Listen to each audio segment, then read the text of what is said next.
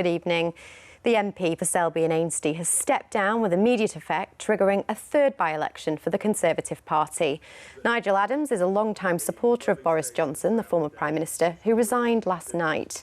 On Twitter, Mr Adams said that his local party have selected a new parliamentary candidate. He wanted to thank his constituents for their support since 2010.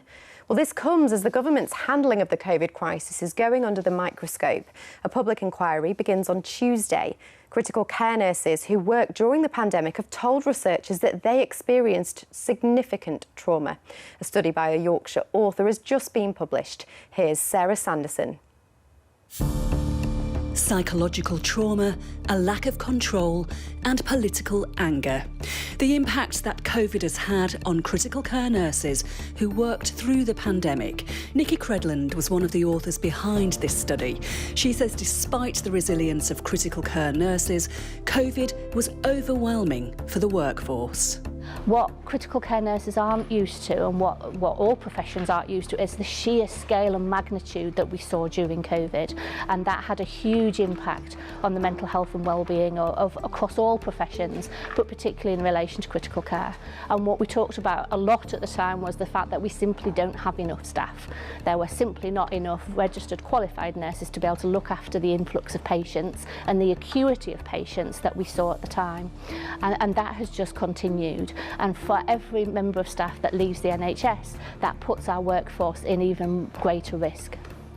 According to recent data, nearly 27,000 people have left the register of nurses, midwives and nursing associates in the past year. Many are blaming burnout, lack of support and workload pressures, and it doesn't end there.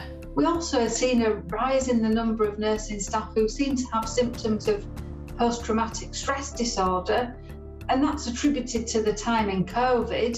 But of course, many of our members say it's worse now than then. The government says it will publish its workforce plan shortly to ensure it has the right numbers of staff within the NHS. And on Tuesday, the public inquiry into the handling of the pandemic will start taking oral evidence.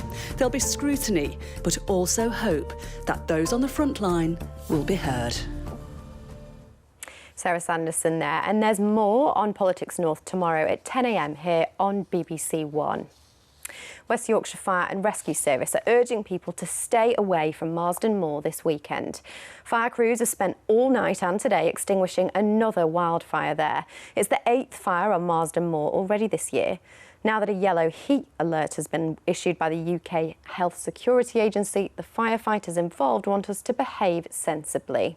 With the sun and the wind, conditions are perfect for a wildfire. So what I would say is I'd recommend people no cigarettes, no naked flames, no barbecues on the moorland. It just makes conditions very, very difficult. It's difficult for our crews and very, very difficult to control. We've now got a water relay in place which is making it easier, but we are going to be here for a number of days yet. Now, a flower bed designed to pay tribute to a legendary Yorkshire cyclist has been unveiled in Leeds today. Beryl Burton was born in Halton and won 96 national championships as well as 7 world titles. She was the best British all-rounder for 25 years in a row, and fans and family were there to celebrate the cycling superstar today.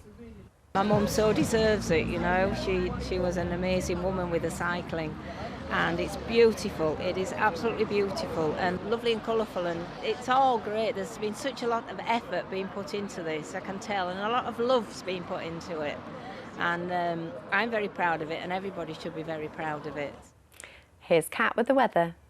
Hello there. Some lovely spells of sunshine through this evening, but we may get the odd thunderstorm developing. I think the majority of these, though, to the west of us. Further east, the best of the dry and clear weather. Temperatures will fall away to around 10 to 11 degrees Celsius. So a sunny start to tomorrow morning. Bit of fair weather cloud here and there through the day. You can see a few showers dotted around. These potentially falling heavy and thundery. Could get a bit of hail mixed in there too. So the Met Office have issued a yellow weather warning for these thunderstorms. Temperatures tomorrow potentially up to around 27 degrees Celsius. Plenty more sunshine on the way through Monday, but still could get a few thunderstorms. Thanks, Kat. Amanda, we'll be back tomorrow at 10 to 6. Goodbye.